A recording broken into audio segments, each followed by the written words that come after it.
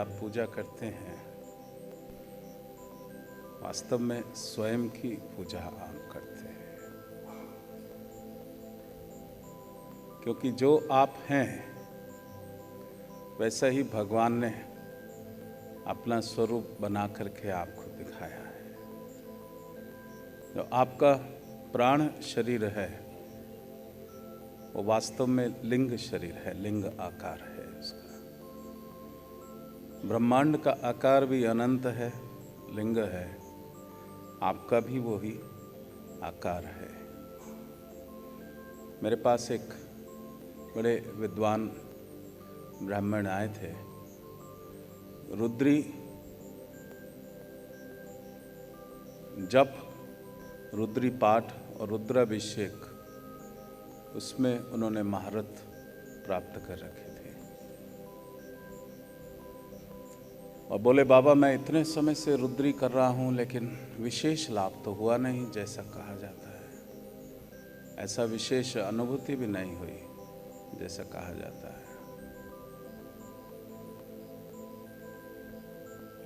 मैंने कहा कैसे करते हो? क्या शिवलिंग सामने होता है? मैं करता हूं। मैं कहा जब करते हो तब ध्यान लिंग पर होता है कि कहीं और भी चला जाता है?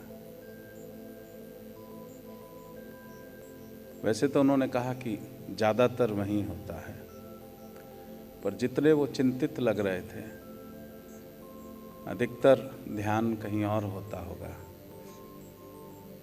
और एक मशीन के रूप में वो रुद्राभिषेक करते होंगे।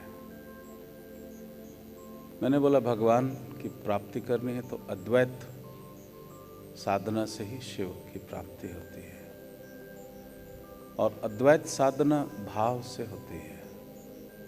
द्वैत जो है, ड्युअलिटी, वो यंत्रवत भी हो सकती है,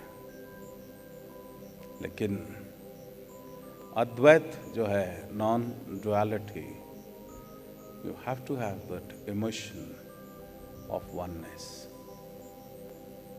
मैंने कहा जो आपका दूसरा शरीर है वो लिंग शरीर है, उसको यदि जागृत कर लोगे तो भगवान शिव की शक्ति स्वतः ही तुम्हारे भीतर जागृत हो जाएगी। आप इतने प्रकांड पंडित हो, घर जाकर के अब रुद्राभिषेक करो तो ये अनुभव करना कि वो लिंग सामने नहीं, ये लिंग इधर बैठा है। शिवलिंग भी बाहर का नहीं, मैं स्वयं लिंग हूँ, क्योंकि तुम्हारा जो लिंग शरीर है, और ये वास्तव में वैज्ञानिक रूप से देखा है, जो ऑरा के अंदर डिस्टर्बेंस होती है, it's because of the negative psychic impressions. वो नेगेटिव साइकिक इम्प्रेशंस अंकित हो गए तो ऑरा के अंदर जो है, it's a broken aura, there is a scar in the aura, और उसी प्रकार से मनुष्य को कष्टों की अनुभूति होती है।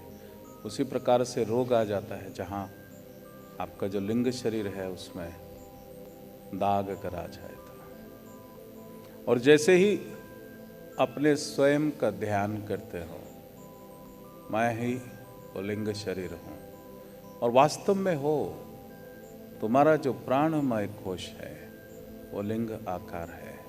तुमने जो चित्र देखे, बाकी सारे एनर्जी बॉडीज जो हैं वो सभी लिंग के रूप में है। मनोमय कोश भी लिंग रूप में, ज्ञानमय कोश भी उसी में है, आनंदमय कोश भी, आनंदमय कोश ज्योतिर्मय लिंग है, ज्योतिर्लिंग, उसमें कोई नेगेटिविटी नहीं है।